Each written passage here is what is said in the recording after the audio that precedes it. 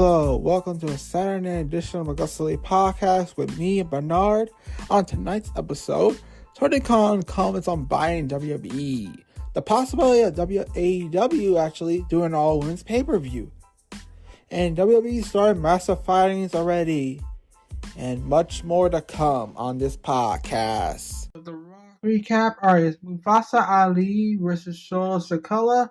This is the Raw recap, everyone. Let's start with Sikoa. Alright. Raw open Raw open with the Usos and Solo Sikoa heading to the ring. They talked a little trash before Judgment Day. Came out to respond to their claim they will retain the tag titles. A fight broke out. As expected, but as Solo was about to take a shot at Rhea Ripley, Mufasa Ali came out of the fly in front of the turnbuckle to take him down. The match officially got started during the break, so Raw returned to see the Street Champion taken into the former 205 standout. Kevin Owens made an appearance, fought Usos and ringside, allowing for LA to take his collar down with a huge tornado DDT for a close 2 count. After avoiding a 450 splash, Sikoa hit a small spike for the win. KO came in and immediately took him out with a stunner. The pre-match segment was fine. Honestly, the pre-match segment was fine. The match was definitely more effective at getting crowd in the right mood for the rest of the night. There was a lot of mayhem. Mayhem is always good to make things a little fun. So what's your thought on that match? It was crazy actually. I actually I think he's pretty beast in that match. Especially for the Usos and but it's crazy in that match. It's unpredictable in that match. It's it's hard for me to describe it. um, it's it's the guy is unbeatable actually. I'm picturing him to be the next big thing in WWE, and I'm watching him every week. Um, I don't picture him doing. I'm picturing him winning a championship in WWE, but I like how he wrestles, but I like but he's the most dominating guy. He doesn't need any help in the ring, unlike certain people like Roman Reigns. But I said the same thing about Roman Reigns when he first came to the WWE, and then look at him now, and he needs help, and who knows, maybe later on he may be doing the same thing, and so anything's possible. So who knows? He might be a big thing later on, but right now I'm picturing him to something big later on in the future. But he just debuted in WWE a couple of months ago, so I see bigger things. So Yeah. Yeah. Alright, next match. The Street Profits versus Cedric Alexander, Sheldon Benjamin. Angelo Dawkins, Sheldon Benjamin started for their teams. The Gold Standard started actually beginning nailing Montana's forward what they need to knock him off the apron. Cedric Alexander tagged into Heath Dawkins' corner, but the big man was able to make a distant attack so Ford could take Alexander with a huge crossbody. MVP walked to the ringside. The show was coming to a break. Unfortunately, second too late when he tried to interfere on Alexander's behalf and ended up making the final sequence look awkward. Both of these teams are incredibly talented. So no surprise they delivered a fantastic match with the crowd cheering at the best big of the spots. MVP tried to talk to Alexander and Benjamin after it was over, but it seemed upset. So what's your thought on that match? well, I was thinking about that one during I was watching that. Um, what's the name? MVP is trying to. They were trying to bring back, recreate the group again, and reform the with Bobby Lashley and Shelton Benjamin and Cedric Alexander and this time with Omos, but I've been hearing rumors about how he's gonna screw the Cedric Arizona and Shelton Benjamin, and I'm helping. They're gonna try to bring in um, the other team in, the one who won. I forgot the other team won. Jesus Christ. Um, um, uh, the other team in, but I don't. I really don't know how the WWE writers are doing. WWE is doing a lot of changes. So I don't know. I would have just keep the originals, but Omos is the big thing. So I don't know how WWE is gonna do. So WWE, Vince McMahon came back, and everything has changed in WWE. So how they're doing it. So with the with this tag team division, um, with this group, with this group here, I gotta keep watching it. Um, slow. I gotta keep watching it, especially this Monday. Yeah. Raw, yeah, and also SmackDown, NXT mostly Monday. Yeah, they need more tag team and more groups. It's really hard for me to keep. It's really hard for me to think about, especially what they trying to reform that group. It's Bobby Lashley. Um, reform that form that group. He has to win the United States champion to become the most powerful. But I just can't see Omos letting Bobby Lashley to be the leader. So someone has to be a leader, either Bobby Lashley or Omos. Yeah. Yeah, pretty much. Yeah. All right, let's go for Omos versus Elias. Speaking of that, MVP Elias had a run in backstage. Honestly, that led to MVP getting Elias booked in the match against the man he claims that will win the men's Royal Rumble, Omos. The Nigerian giant ran the corner over with ease and sent him out of the ring to recover when Omos tried to follow. Elias pounced on him, ended up suckering him into running himself to the ring post. Smooth. When Elias tried to grab his guitar and use it on MVP, almost grabbed it, hit a headbutt, or smashed the guitar on the ground. And Elias hit it, nailed three jumping knees for Omos, grabbed him by the throat for his two-handed choke slam to get the win. This was, honestly, to me, this was so uneventful, but it wasn't that bad. They did what they had need to do. They really either got look good. So what do you think as well? What do you think? Um, they're they're making Elias look like shit. Um, they're making Elias look like more like a jobber instead of making him look good. He they bought him. They made him make a comeback after being injured. Um, injured list, and they brought him back, and then his partner is out of action besides his other partner Randy Orton, and and his partner is out of action, and and now he's all by himself, Elias, and now they made him look like a jobber, and now he's in effect to go into the Royal Rumble, and we all know what's going to happen. He's going to be tossed out, and he's right now in the worst spot right now in WWE. Um, instead of building his career up in WWE, they put him into a jobber. They took him and they decided we're gonna build you.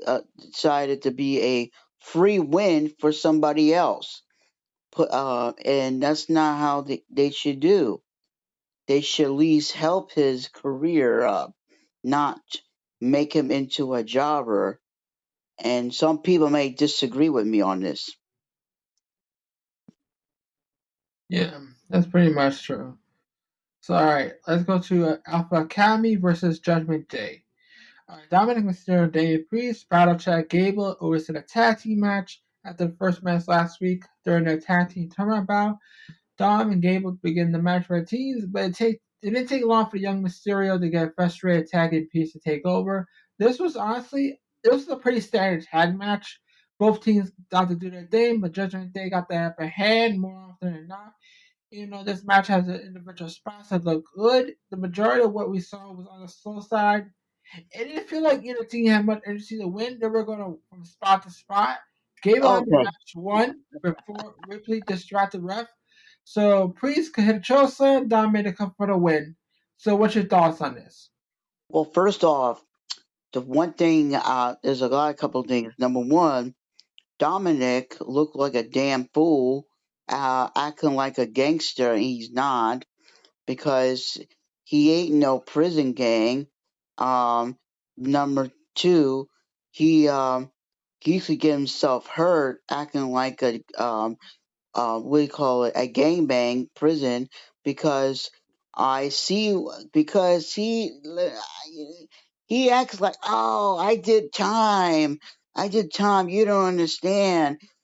He dressed like a thug, he dressed like one of those drug lords, gangs, and in the prison. And some people been in prison, and no, I never been in there, but I seen people um probably don't like what they see, but Dominic probably don't understand, but in wrestling, but in WWE don't understand, but Dominic is putting himself risk on there, but Dominic, his character is very dangerous.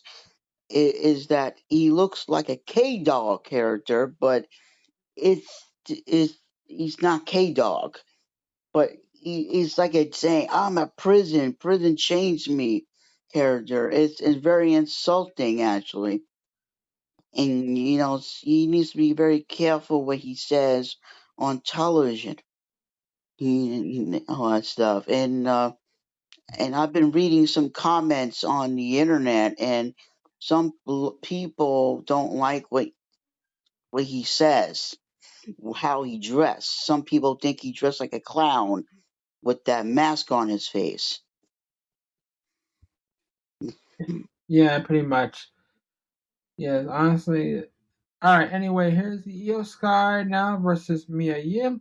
Io Sky was in singles action this week. She battled the OC's Mia Yim. Instead of AJ Styles and the Good Brothers, who was Candice LeRae, who was on her side.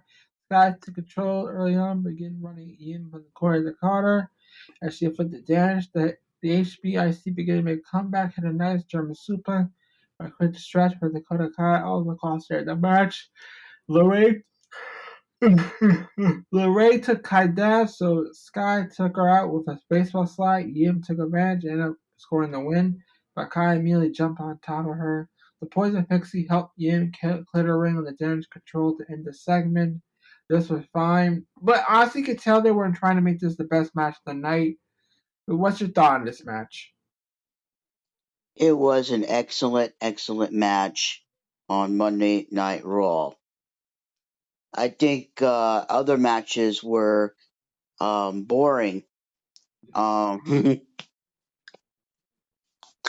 Yeah, it's probably boring.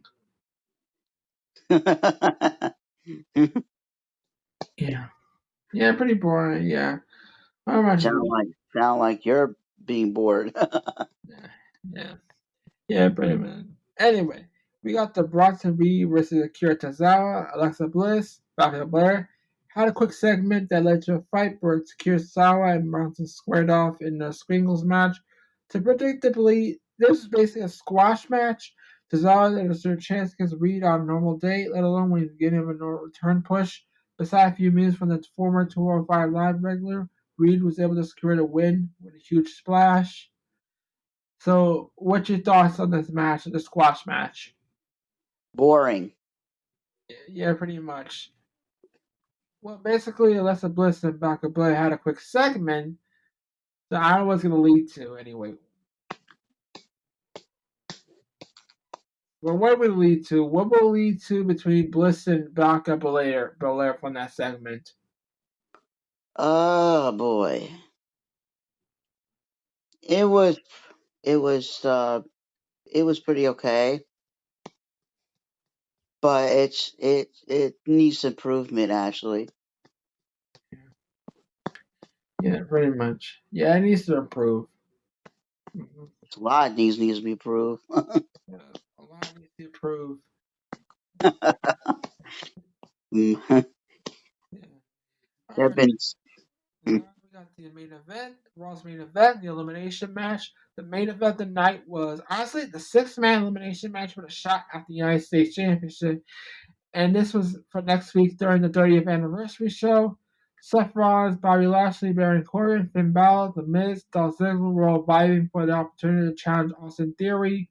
oh yeah, that's my Yeah, yes. who came out to watch the outside. Yeah. Yeah, pretty much. Yeah, The Miz ended up being the first man out after Rollins hit him with the stomp. Balor and Corbin worked together for a little while taking on Ziggler, Rollins, while Lashley was recovering the outside. The matches out there had a lot of movie powers. And don't Damn, sound really, like you're tired. yeah, don't really follow familiar patterns, so they're much harder to judge than singles about. The crowd seemed to be into the action. The wrestlers were working their butts off, so it seemed to be a successful main event.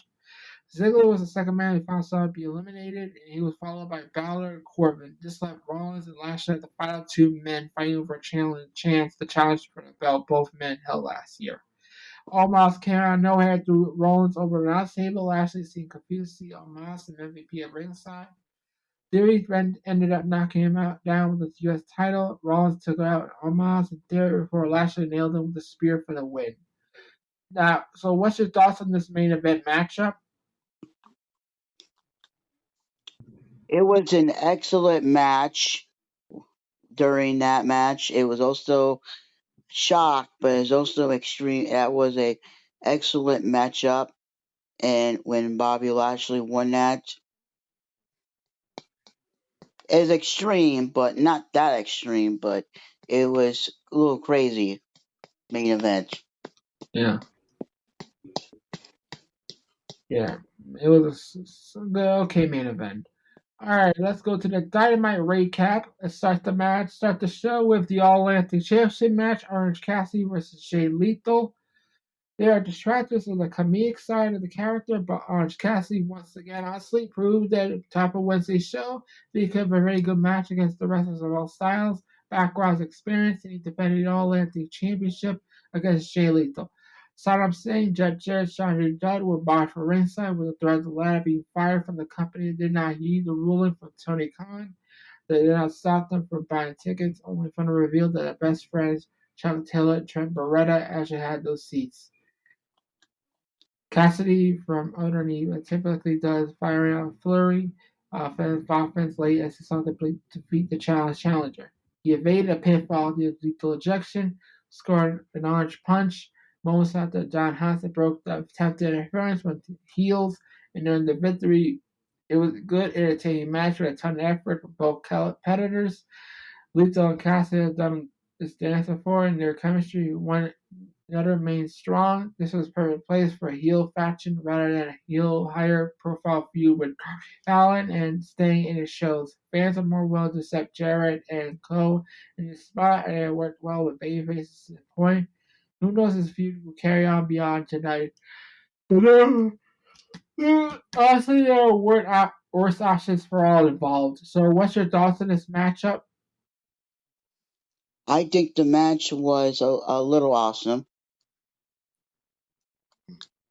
it was a little awesome, and it's not bad, but it was a little awesome. It's I was I was I was rooting for Jay Lethal a little bit. Yeah, very much. Yeah, I was a Jay Lethal fan a little bit, so I like Jay Lethal. So yeah. Mhm. All right, we got the Young Bucks now versus Top Flight. The moment the Young Bucks versus Top Flight appeared on the lineup for Wednesday's show, there was every reason to believe the show couldn't be stolen from the wherever position the card match found itself. Two bouts in, and there appeared to be a case thanks to the wild and genetic counter they saw the Bucks establish dominance until the hot tag Darius Martin and brother Dante sparked the comeback. Matt Nick Johnson halted the momentum off a few occasions including a double super kick to springboarding Dante, but it was Darius who scored a rollout on the former for the pinfall victory. Top five been red hot thanks to their win in Trio Scotland over the holidays, a series of matches with the Blackpool Combat Club, and this win will only continue their monumentous role. The story of the Bucks still felt the effects of their ladder match from last week. Well as portrayed here, will be interesting how long that lingers. So, what's your thoughts on this tag team match between the Young Bucks and Top? oh, okay. That is gotta be the most shocker match of the night. Yes, that's yesterday. Uh, that match was shocker. I was stunned. I gotta say, I couldn't believe it. That match. I wasn't expect them to win. Um, they kicked them in their knee or leg, and they scored a pin off of that, and I personally that's gotta be the match of the year for now. Uh, but or you could call it match of the month for now, I believe. And but I think that's probably one of my favorite match for right now in ADW. Besides the best out of the seven series, but yeah, that has got to be one of the best tag match was yesterday. Yeah, yeah, pretty much. All right, let's let's go to all right. The Acclaimed segment. The Acclaimed interrupted a promo from the Guns, leading to a brief brawl when that was broken up by Billy Gunn. He was fed up with the disdain between them, so old daddy ass demanded family therapy next week. What's your thoughts on that segment? I think that segment is so stupid when they said that a therapy in wrestling. I think they should fight it out right in wrestling, like no holds extreme, like no holds barred. I said screw a therapist. The only therapist they should handle is fight, wrestle, fight, fight. I think Billy Gunn is the last person to say that about therapists. Yeah. All right. And another backstage, Hanging Page told Renee Paquette that he had fences to made bend, but he kept it relatively vague. He asked Paquette to tell John Moxley something after their match last week, but hesitated and brushed it off from there. So, what's your thought on this interview with Hangman Page and Renee Paquette? John Moxley. John Moxley. I hope he's all right, and I wish he get better. And I hope he comes back and compete, and because he's one of the best wrestlers in ADW, and I hope he get well, and hopefully we'll see him in a couple weeks. In wrestling, it's no it's no joke, and it's a serious matter. And you will get hurt in wrestling, and some people think, oh, wrestling's fake, but it's not fake, and so it's not. Yeah, it's not fake. It's sometimes real, sometimes it's basically real Yeah, times. he got hurt really bad, so he's healing up. So Alright, back in the arena, Ricky Starks continued his blossoming rivalry with Jericho British Society by his one-up match against Jake Hager. Despite being physically outnumbered, the odds totally against him. Starks toward a win to continue his frustration at JSS. Starks is red hot, has earned every bit of his recent push. He has lived up to expectations of the manager and the fans.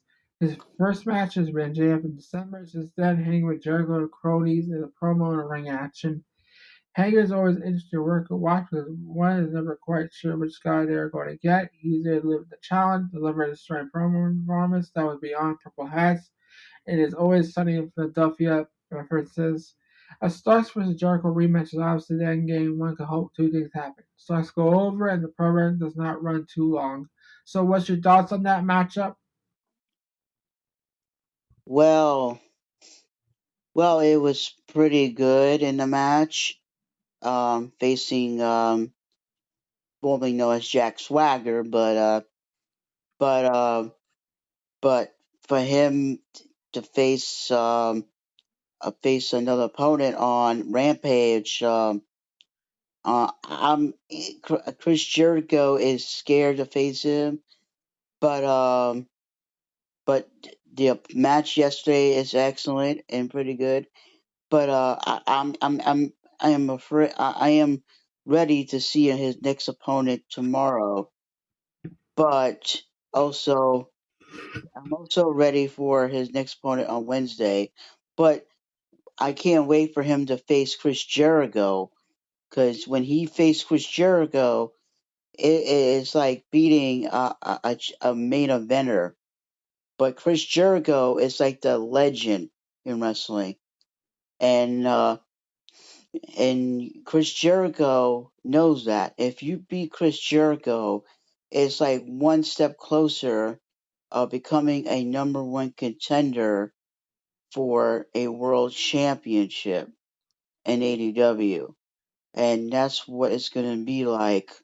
And I can't wait for those two to meet up on the next pay per view in March. Hmm. Yeah, pretty. Yeah. All right, next match. Brian Dennington versus Brandino. Backstage, Jericho issued a challenge for Ricky Starks for the tag team match next week.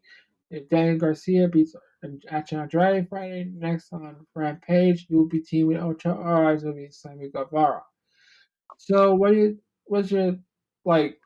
Everyone, you know that like, what's your thoughts on that backstage segment with Jericho after the with Jericho Starks, Andrade, Garcia, and Ocho thing?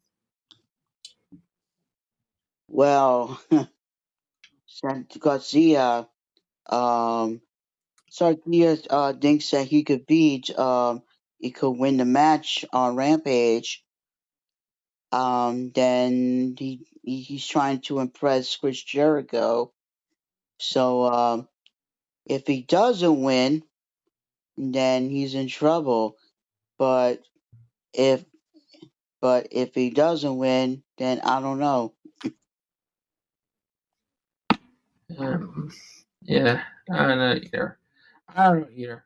All right, in the arena, Brian Danielson continues quest for a shot at MJS AEW World Championship by battling former Ring of Honor World Champion Bandito. It was every bit as good as you expected. Bandito's countering Danielson's technical expertise with power brand-based offense. Numerous occasions it appeared that though the masked competitor may have set the American Dragon. Danielson has everything thrown him into a late 21 plex and rocked Bandito with a sugar knee for the win. The fans and friends who were totally behind Bandito proved the connection he made with the audience by best aerial athleticism, strength. He has a look and even more unique ring style. Crowds have flocked to him thus far. The Lyric Bang like his one dance to prove he can hang with the best lesson the world but help with that. So honestly, the Dance NJ program is a little solid so far and the latest threat to unleash the mass monster attention. Great nice to see association hopes finds in the coming weeks. NJ cut up from my promo backstage. He said once in a fickle, throw back dancing. And during the last heel run in WWE, you may think you're the Dragon Mighty and the Dragon ain't mad for the monster behind the mask. NJ4. So what's your thoughts on that match? And yeah, what's your thoughts on that match? It was excellent in that match. It was the hardest match that Brian Danielson ever had, and the greatest challenge he ever had. And he was struggling in that match, and it was called competition. And and I can't wait for next week when he faced the next challenge. When he faced Brian Cage. yeah, Brian Cage. That's gonna be even hard. Yeah. And what's your thoughts on the promo he cut about being about fickle and throwback to dances complaints about fans during his last heel run in WWE? And ended with, "You may think you're a dragon, but not every dragon is any match for a monster behind the mask." So what's your thoughts on that promo? I have no idea. I Yeah. have no idea. I don't know any idea what that means. I'm trying to figure that out myself. Well, anyway, backstage, as we said before, NJ offered Brian Cage a payoff ahead of next week's Machine match against Brian Danielson next week. He's telling Brian Cage to break Danielson's arm. So, what's your thoughts on that backstage tiny spit? Uh, I have no clue.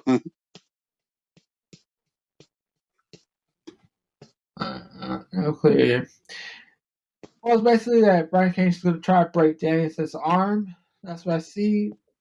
Uh, anyway, back to the women's match. During the pre-match video package, Saraya Storm insulted the homegrown AEW women. Drawing Irish Shayna was standing right beside them. So basically, Saraya Stern insulted the grown women, the AEW grown women, like the homegrown women AEW. Like they drew the Irish Sheeta, and I see Sheeta turning on them. So there's no heel turn for Sheeta. Like she joins the originals against the outsiders. Do you agree? I saw it. I saw it. I disagree with that thing yesterday. Oh. I uh I saw that yesterday. Those two turn heel. They turn heel, and the other one's outside the ring. It was like totally shocked. Turn heel. It was a. I was shocked as hell. Like when who came up with that idea? Just turn heel. Like okay, she just became back as active wrestler, and she's already heel already. Like Yeah. Yeah. Saraya demanded Sheeta stay backstage to prevent civilization the last week. Her former World Women's Championship after they cost her friends their tag team matchup. So that makes sense. So they're still upset that Sheeta for cost her the tag match last week. Well, that's a given, right? Bernard. yeah, yeah. I'm hearing you. Mm. Yeah, I'm hearing you. Yeah, I'm hearing you. I'm just responding to you. Uh, Yeah, they turned heel yesterday, uh, and yeah, I saw the whole world, and they turned heel, and I was stunned. I don't know who came up with that idea. Why would they make those two heel? And I don't know why ADW Tony Khan or somebody. I know Tony Khan came up with the idea, but what's her name? Came up. She just returned from an injury back in November, and then already making her heel. Like, and then it's like okay, and I would have just wait and then turn heel. But no, they had to make her heel, and it sounds weird. Like, and I know a lot of people they're saying on my phone, telling me like same thing. Mhm. All right, let's talk about the matchup anyway. Story controlled the matchup at the commercial break, but Nightingale mounted a comeback, appeared to have victory at hand as Saraya jumped on the apron to provide distraction. Story capitalized, grabbed the tights, and scored the win. The post-match beatdown Sparkle is saved by Ruby Soho, all while Hikaru Shida watched from the entrance ramp, unsure what to make of Saraya and Story's actions. So yeah, there's a lot to unpack here. So let's hear this. Apparently, the battle lines right now in my book that between AEW Originals and WWE Exports are being drawn. So there's something clearly mentioned by Sarah in the pre-match video package. So honestly, consider the fans' love for Jamie Hayter and the passionate make work for Dr. Britt Baker and D&D did ahead of her match with Saraya at Full Gear. It's probably for the best to make this turn now. With that said, so why so abruptly? Like, yes, Saraya and Storm were literally babyfaces last week with little new indication of major change or attitude or character on the horizon. This week they were heels from the get-go, attacking Nightingale in the moment of flies and faced everything around about 7 days ago. Honestly, in the end of the day, it was the right call. The booking decision by Tony Khan to make this change for his fans demanded. There were ways to get the air without just up and change things without warning. Of course, the idea of Baker and Hayter turning pro bay faces could be an assumption. This could all be to introduce Soho and Nightingale into the equation while establishing them as undisputed bay faces. While Shia also involved promotion be looking towards the women's trio titles, they have enough talent to do so. There's more questions than answers in the women's division, which is a refreshing change of pace. So, what's your thoughts on the match? And do you agree with what I said about the AEW home women grown versus the originals? Like the home women grown versus the WWE exports? Um, I'm gonna have to get back to you on that one. I was a little confused on that one. I was listening to what you just said. I'm like, um, I don't watch that wrestling show right there. I had to look that up and watch that. Okay. That's true. I suspect that. All right. There's a lot of wrestling shows I don't get. Alright, here comes the Dynamite main event, the TNT Championship. Darby Allin versus Kushida. The New Japan Pro Wrestling star Kushida answered Darby Allin's TNT Championship and challenged in the main event of Wednesday's show. He nearly took the title off of Allen 2 weeks after an emotional homecoming win for the face-painted anti-hero AEW by targeting the arm and working towards his armbar hoverboard lock finishers. Allen proved to be a gutsy, resilient competitor has been since the advent of the company, fought through the pain, caused a veteran opponent through the last supper roll-up for the victory. It was seen to see his position as the main event this week with Dancing and Bandito was right there, but kudos to Terry Khan continuing to shine light on young star, and his team has been adamant on pushing as a breakout star from the beginning. It's something like the car crash style Allen others do not do, but there's no denying he's over with the audience, and it's been a rare consistency from day one of the company.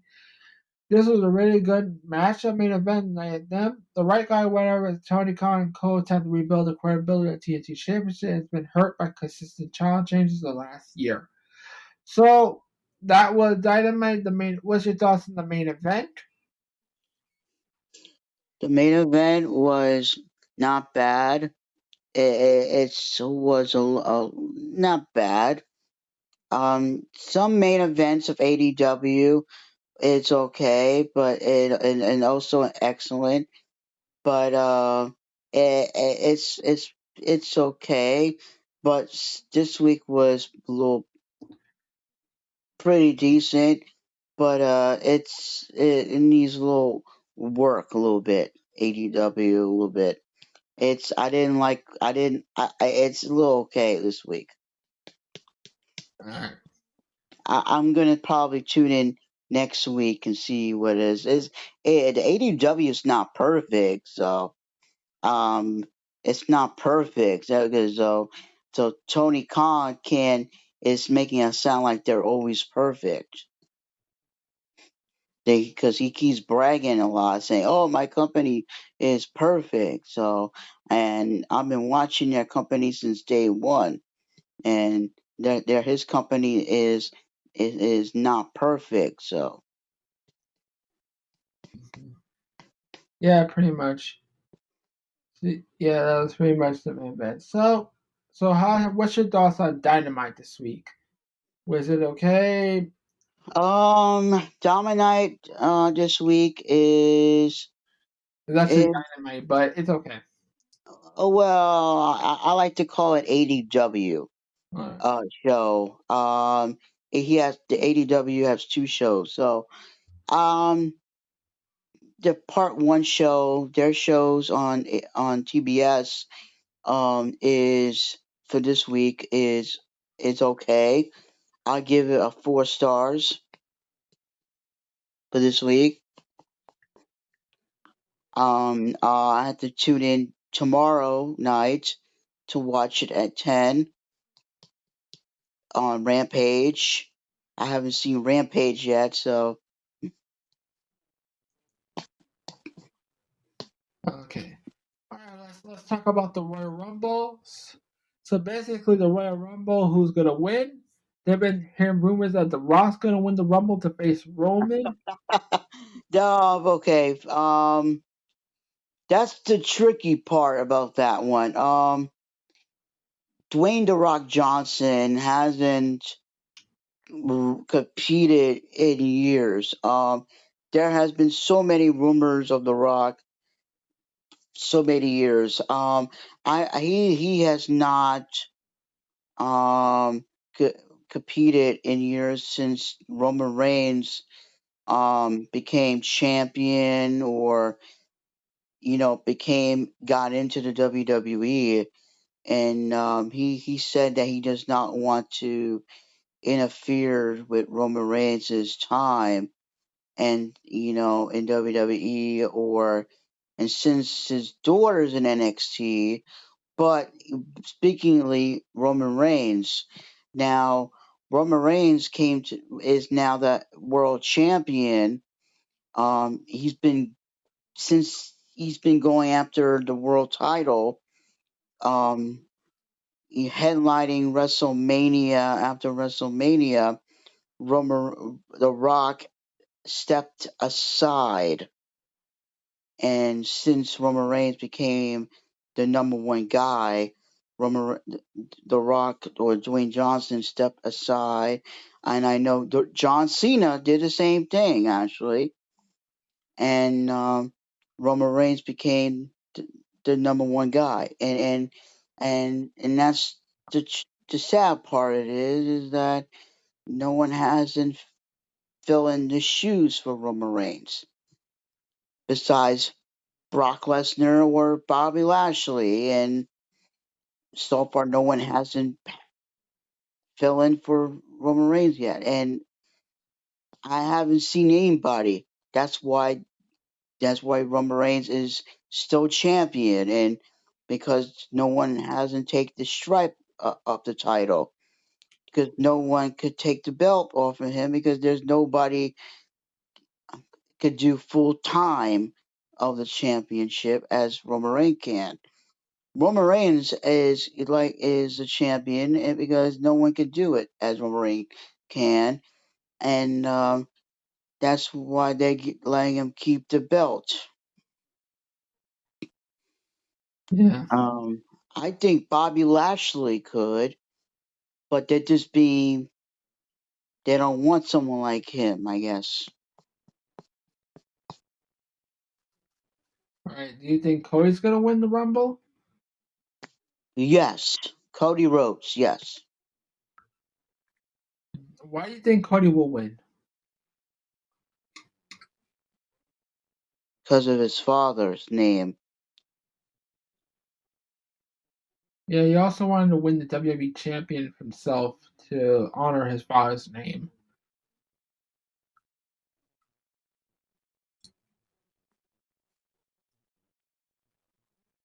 So that's makes He's sense. gonna win because they're treating him. He's gonna win. I know he has a passion. but he is gonna win. That's all I gotta say. He's gonna win for himself also. He's also Triple H did the same thing for himself also. He got injured and then he came back and he won the Royal Rumble in 2002. Mm-hmm. Yeah, same. Mm-hmm. So this Monday is gonna be the Raw 30th anniversary. So we got people from the past, like we're gonna see Gangrel, Rikishi. Definitely gonna see Rikishi. Samu's coming to the Simone Bloodline segment. Do you think Gangrel's gonna come back? Like any more Attitude Era stars are coming to the 30th anniversary? Edge. Right, right. Yeah, Edge. No, we can't bring Christian unless AEW wants to willing to allow him. So Billy Gunn's out. I don't see anybody that big because I don't know. I I'm not expecting anybody big. They're going to be same people that's under contract with WWE.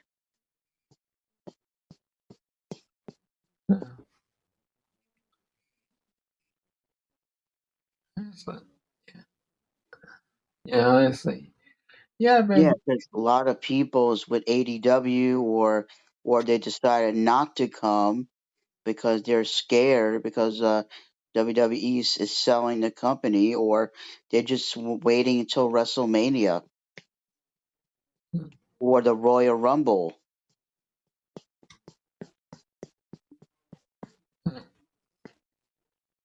Yeah, pretty much. Mhm. Yeah, 30th anniversary. Mhm. So basically, the 30th anniversary is pretty good. Like, we don't know anyone's gonna come because of some of WWE is gonna be sold. We all know either The Rock or Cody are gonna win the Royal Rumble. That's pretty much headed there. You hit it that way if you think about it. So now we get to Rampage SmackDown.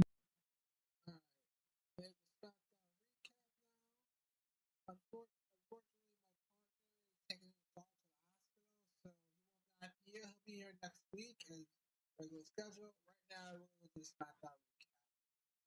All right, get message to Bernard. Bernard, hope your dog gets well soon. This is AgostoAllElite. Sorry I didn't know. I mean, the dog will be fine, Bernard. All right, Bernard will be here next week. The dog's gonna be fine. He has one leg, so everything will be okay. All right, the SmackDown recap. Back there.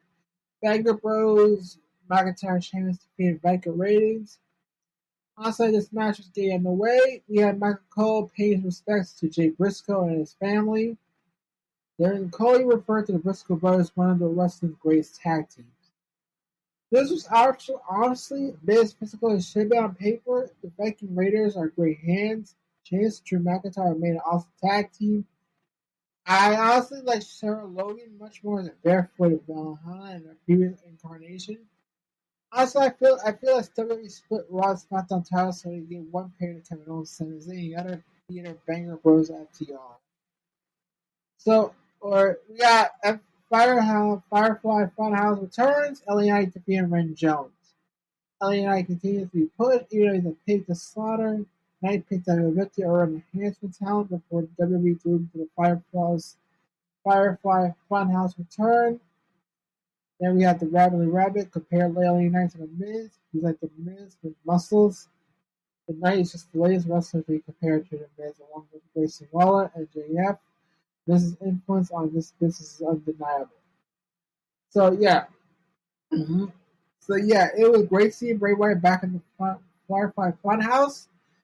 See him in his old red sweater made me realize how much Wyatt has gotten since the last time we saw him. So yeah, that was pretty much the Fireflies Fun segment something. Bray Wyatt, LA Knight, Royal Rumble, Big Dark. Anyway. Hit Row defeated versus Los Loreros. The match lasted long enough for Michael Cole to once again remind everybody that Top Dollar slipped while trying to do a dive. It's going to take a Herculean effect for a Top Dollar to overcome the botch in WWE. Hit Row's victory is an encouraging sign, but I don't think they'll see them advance past the second round where they have to take on the Banger Bros. Charlotte Flair confronts Sonya Deville. Charlotte's theme song sucks. Yeah. Sonya Deville received massive heat for taking a cheap shot at Charlotte for running off. Sees that WWE is going with Sonya Deville versus Charlotte Flair for the Royal Rumble, which is coming up for Sonya after disappearing from television for months. Yeah, this is a well set up match. No build, so why bother? I don't give a fuck. Imperial defeated the Brawling Brutes. Rich Holland looked more like young Brock Lesnar throughout this match. Michael Cole repeatedly announced live attendance of 14,239 in Detroit. Website text would beg to differ. Bush fell 4 off the apron to impressive looking great buster for Giovanni Vinci. I was actually looking forward to the possibility of the Brawling Brutes versus the Banger Bros, but Imperial's 2% Melbourne Tag Team Wrestling advanced. Legal Death Phantasm defeated the Maximum Male Models. Karen Cross has best promo of the date prior to this match. Hopefully he keeps his momentum going, beats Rey Mysterio. Anyway, Karen Cross, Legal Death Phantasm was immediately established as a favorite at the Maximum Male Models to receive an entrance. Compared to his tag team tournament to the NFL playoffs on Fox with Light Touch, makes his booty shirts was certainly a choice. This is nothing more a showcase for Leo Del Fantas and double team attack. Mostly, yeah. Lego Del Phantasm advances. Kevin Owens versus Roman Reigns contract signing.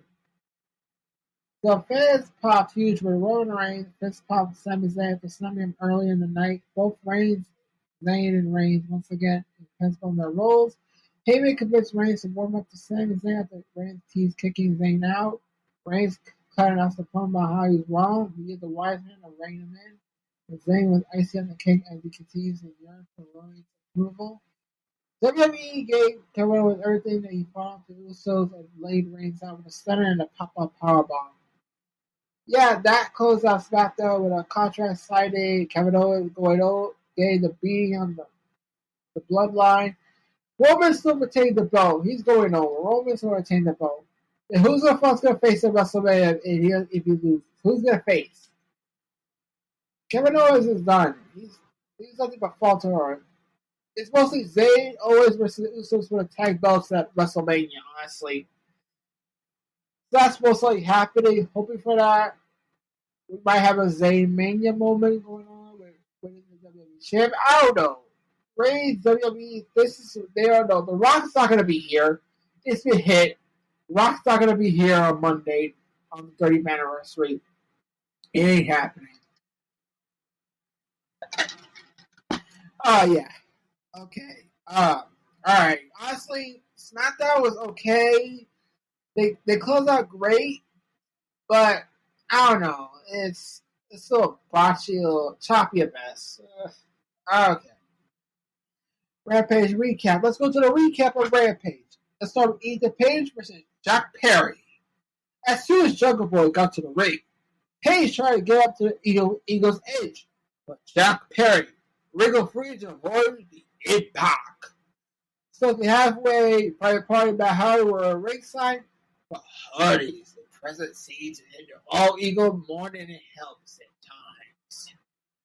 Well, Jungle Boy usually has a brisk pace, but it was a little surprising to him that Page takes more of a methodical approach this one.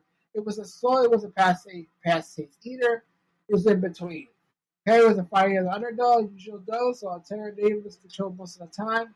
He utilized the power to dominate most of the action, while JD did his best to sell each move. Hook made an appearance, ain't most one who affected the outcome. Once Page tried to grab Hardy's ponytail leverage during the pin. Perry slapped his hand away. Perry was able to roll over the pin in the win. Page challenged Jungle Hook to face him and Hardy on Dynamite tag match.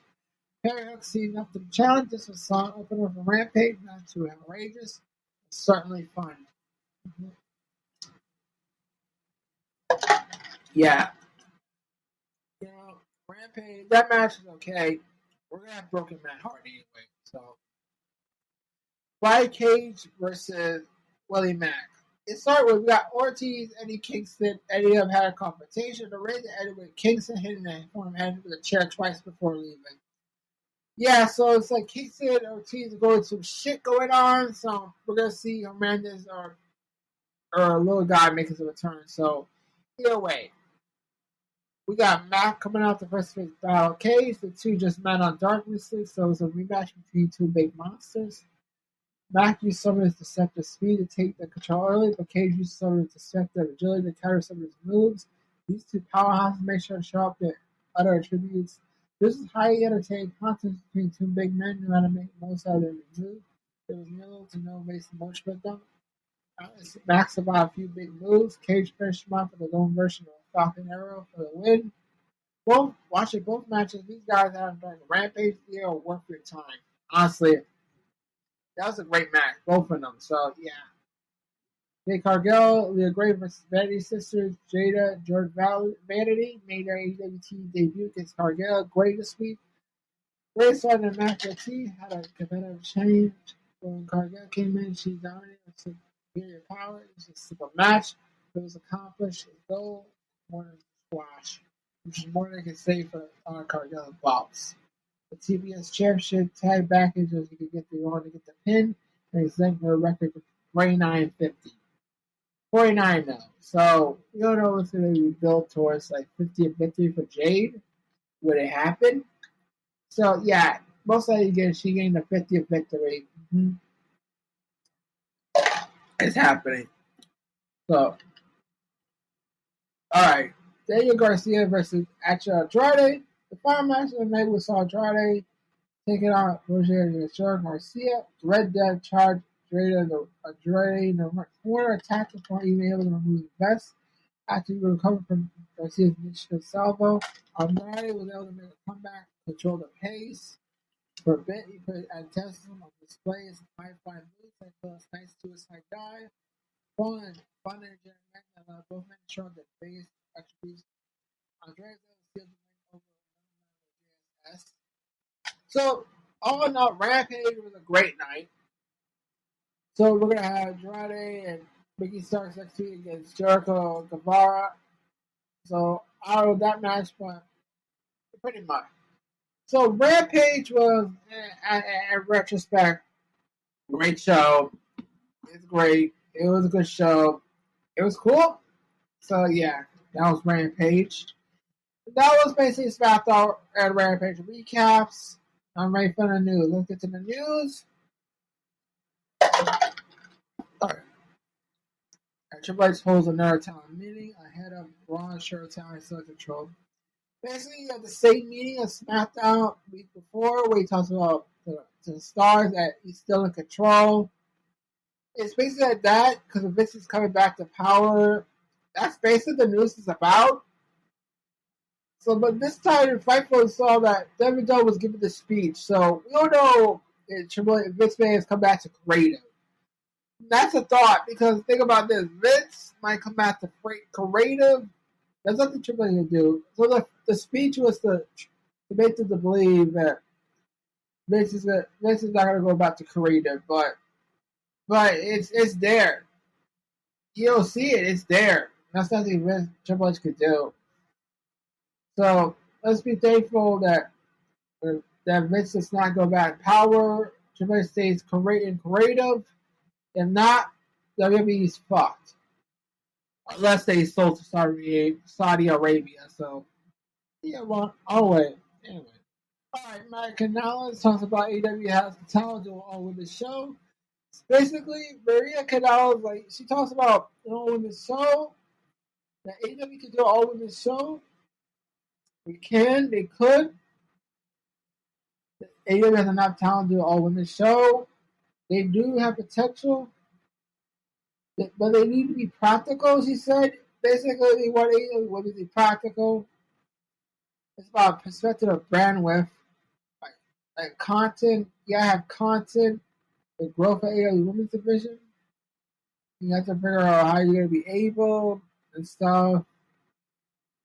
And she can do the growth. Did you talk about the growth of AEW's women's division? They talk about building a women's division, a variety of all women's division, from Jay to Baby, even Britt has on Indies. She talked about not starting with the Bucks, not many accomplishments anything. Building these new talents are going to be hard, but she said they're going to try, like, just they in a bigger scale. You have to look at like the building of 3 years. They talk about 3 years. Honestly, talking about Tony Khan for a bit, as he said, Khan is more of a genius in the sense of patience of building it. So basically, they are going to build an all-women's show, but it's going to be patient. It has to be patient. It takes time and patience, like hard work and patience. So that's what it is. Yeah. So yeah, AEW Women's Division looking for the trajectory of the moment. Great trajectory, my book. So yeah, it'll continue to shine. 2023 continues. Mm-hmm. Then we go to Tony. Let's talk about Tony Khan comments on rumors of him buying WWE and reveals his interest in the process. So the news is about like Tony Khan and Shad Khan interested in buying WWE. It's a rumor. They start like a sort of rumor. Tony Khan's interested. Shad Khan, the Khan fan is interested. Tony Khan likes to mix things up, and yeah, he might think about it, but it might surprise you. The news and influence, and like we don't know the Khan family, yeah, I don't know. So yeah. Honestly, I don't know. The Khan family not by WWE, we don't know. So let's play along with it. All right, let's go to another news. WWE's Vice President of Communications, Adam Hawkins, leave the office after 25 years of service. Yeah, another one of Vince's cuts. He was fired.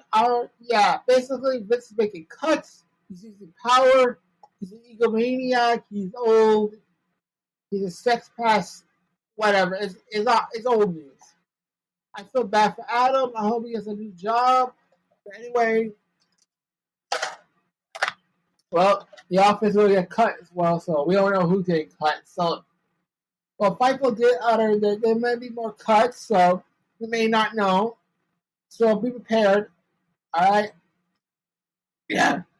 All right. Jay Gargano talks about CM Punk being a great guy, very nice to the AEW women. Jay Gargano believes that CM Punk's a great guy.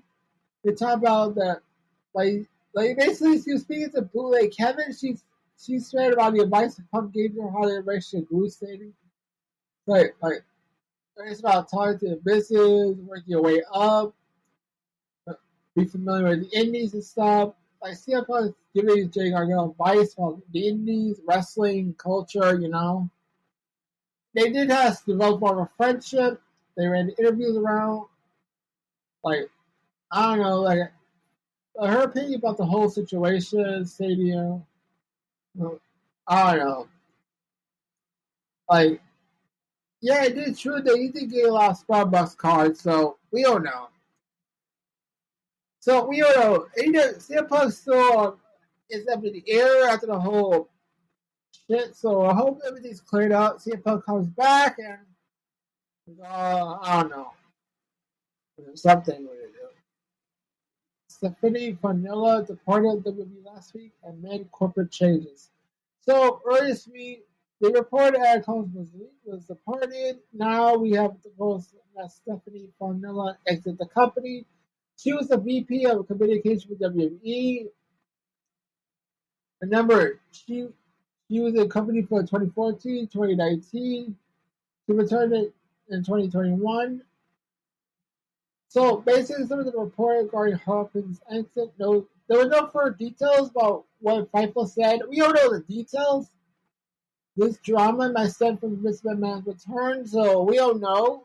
It's what it is. It is what it is. I don't know. Right? We also have reportedly there's now reports of no talks that it'll be released to CM Punk as of late. This from WON. Apparently, like they plan to keep Punk. He's on ice because of his injury. But did Tony Khan? Yeah, he did say they want to keep Punk. They want to put this for good. I hope they do. This is getting ridiculous. And, and then, all right, here's another news. The Rock reportedly has doubts about being able to get in shape for WrestleMania match versus Roman Reigns. So it started out with Rock's status WrestleMania unknown, but now Rock will not wrestle at WrestleMania. I don't know with the merchandise, they might sell it, but he is not wrestling at WrestleMania. That shit ain't happening. So we don't know. Yeah, The Rock's not going to be doing WrestleMania. I'll see him appear at the Royal Rumble. So WWE needs to come up with something for an opponent to face at WrestleMania. They at least have him lose one of the titles because this is getting ridiculous. 2-man titles did not work. Honestly, I don't know the fuck how Roman pulled this off. Like, seriously, I don't know. Yeah, I don't know what the fuck that means. Like, yeah, really? Like, WWE, are they playing? Are they going to have Cody win the WWE Championship? Would they have Sammy win the title? I know Roman will not drop the Universal Champion. Either he drops the WWE Champion, strip them of the WWE Champion, or lose it to Cody or Sami Zayn. So either way, we don't know.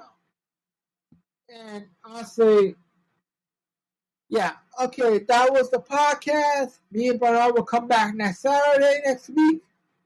And this time Bernard will come back by next week. Everything will be better. We'll be on a regular schedule. I'm sorry that during the night, Bernard had to come come back from the hospital. He's sick with his dog, so what it is. So see y'all next Saturday. Bye, and Bernard said thank you.